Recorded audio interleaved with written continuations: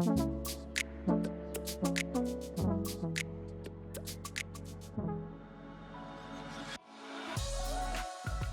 December, it's all about perseverance, especially after a very challenging year.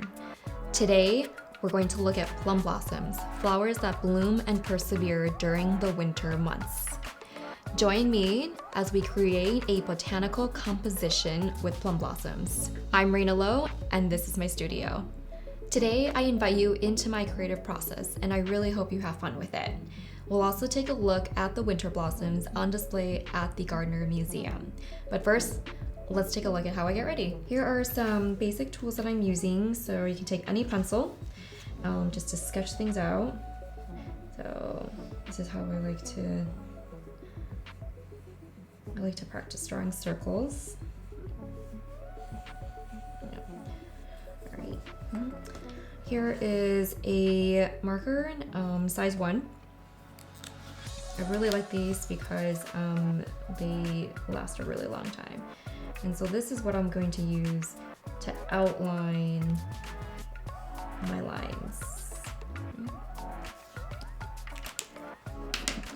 This pen right here is more of like a brush tipped and it's thicker, so it helps me color in bigger spaces. So for example, color that in.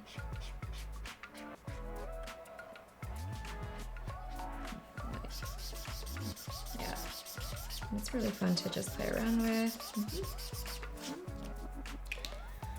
And this is one of my favorites, this gold paint marker. It comes out really gold. So I'll show you what it looks like, just by itself. But once you add it to a black surface, it really shines. And that's what we're. And these are all the tools that we're gonna use today. I'm actually gonna go make some tea right now and invite you to do the same. I'm not much of a coffee drinker, but love tea. Making tea helps me relax and at the same time gives me the right amount of energy to draw. I get too jittery with coffee, which can make me feel anxious. Got my tea and I'm ready to draw. So here I am just sketching out some simple shapes that are pretty common with plum blossoms. And I'm just playing around with the shapes, getting familiar with them, not really having a lot of expectations, just doodling. And then here I want to play with size, so I'm gonna make it bigger. I might even outline it. And again, there are no expectations. I don't know where this is going. I'm just letting my mind wander and just seeing how the shapes take form. I really like that. So I'm just taking a very simple element with the plum blossoms. And if you really want to break it down, there are a bunch of circles. Everyone, can draw circles, and then it kind of looks like a donut shaped. And then let's try coloring it in and seeing where that takes us. So here, with a pencil, making simple shapes. I do want to note, a lot of people confuse these plum blossoms with cherry blossoms, but the difference is that cherry blossoms actually have this little cut on the leaves. So what they actually look like is that. So just in case people are wondering, but aren't those cherry blossoms? They're actually, so this is actually what the cherry blossoms look like. Yeah, but we're actually going to be doing the plum blossoms, which don't have that little cut on the leaves. Yep. Now let's do the same thing, but just draw it in a different size. So let's go bigger. So again, let's start with big circles. Now an easy way to get the stems is to kind of follow the creases of the flowers and then start adding lines in between the lines.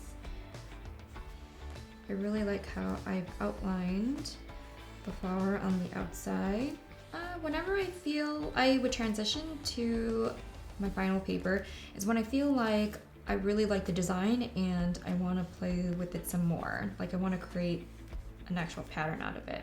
I think that's a really cool design and I feel like I want to add some contrast to it. So what I do is, you know, coloring the leaves in, the petals I mean. And I think this little checkered pattern here is really fun. It's just to add a contemporary take to a traditional symbol. And I think I really want to do more of this, a bigger sheet of paper. So what I'm gonna do is transfer it onto, actually let's put this over here. And I want to start drawing it out on paper. So I really like to sketch it out first before going into the final, just so there's less pressure. But yeah, so let's draw our circles.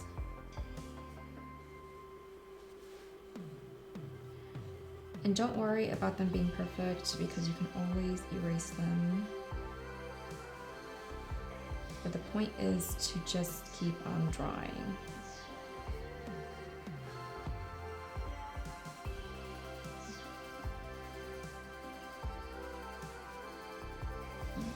So now I'm going to take my black permanent marker and I'm actually going to go over it.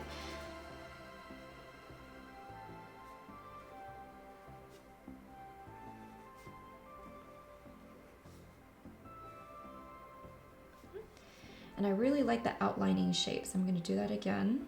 I'm just going to outline it.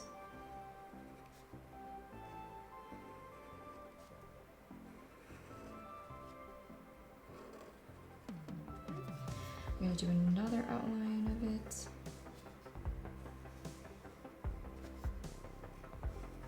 So it won't look like much, and that's okay, but you'll create a pattern out of this, right? And let's see, I think we can stop there for now. I'm actually going to, I feel like coloring the inside guy in. So I'm going to take a bigger, like, kind of Sharpie marker and just color it in.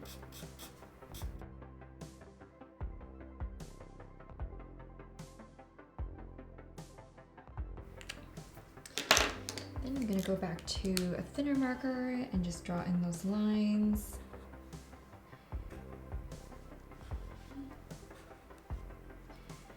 So when I was doing this pattern, I realized that one petal had to have like 3 lines crossing it. So just have one petal just to create that pattern.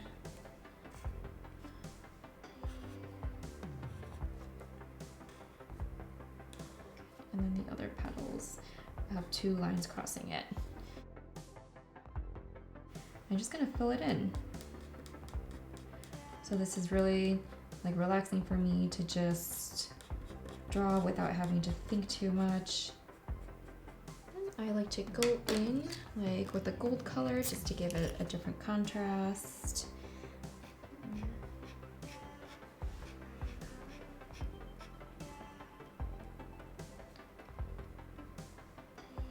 And there you have a plum blossom pattern. And what I'm going to do is just I'm going to repeat this pattern throughout the entire paper. And I'm just going to change the variations, I'm going to change the size, I'm going to change the outline. I may even, you know, just draw some simple ones to add some variation to it. You know.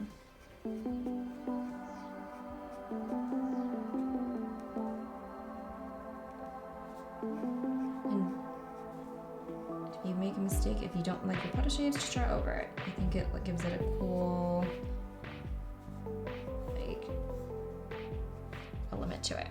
And then I'm just going to keep on doing the same thing throughout the entire paper.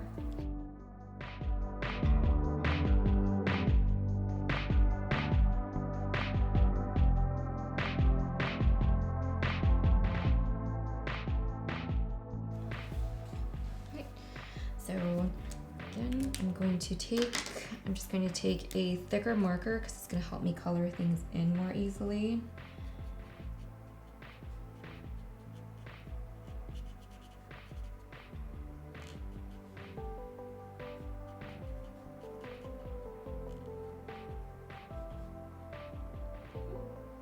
And then you start at one point, so you just color one in.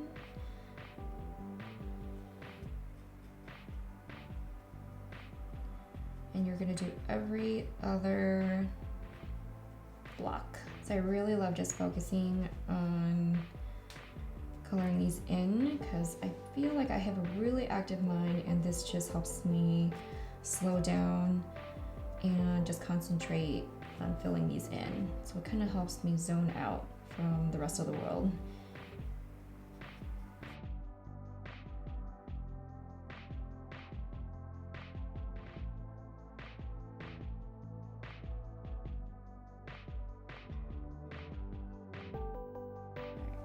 So some of the plum blossoms I just left as an outline, but I think for this one, I'm going to color them in.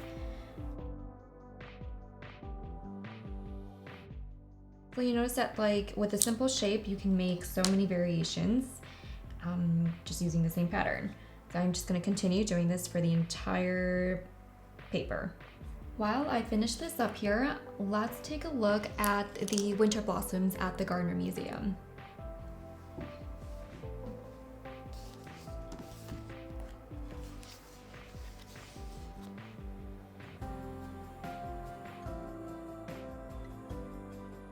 I love the Gardner Courtyard this time of the year. It's full of gorgeous winter blossoms. During these cold winter months, they give me much needed hope and inspiration, and serve as a reminder that growth happens all year round. Welcome back. Hope you enjoyed the courtyard visit at the Gardner Museum. Let's wrap up and finish up this composition.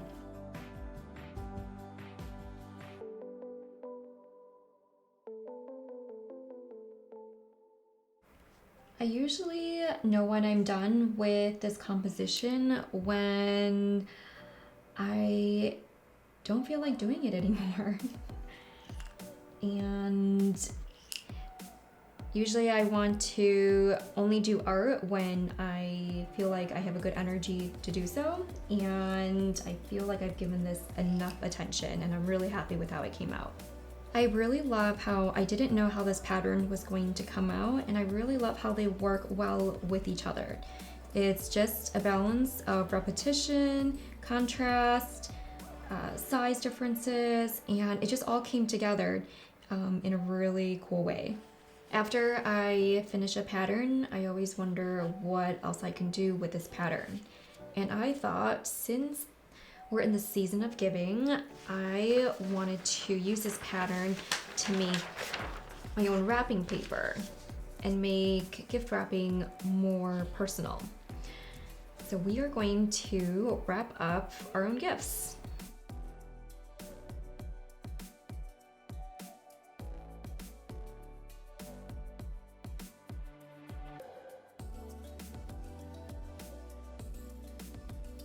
So plum blossoms are one of my favorite flowers to draw, and because I love its meaning so much. So we took a traditional symbol and added some modern flair to it. And also we added a practical use to it as well. So I hope you enjoyed learning how to make a new plum blossom pattern. I hope you all had fun. I also hope that you'll join us next month to learn a new floral pattern. For more of my work, you can also visit me at my website at raynalo.com or on Instagram at rayna.lo. Also, we'd love to check out your work. Please share and tag us at Gardner Museum.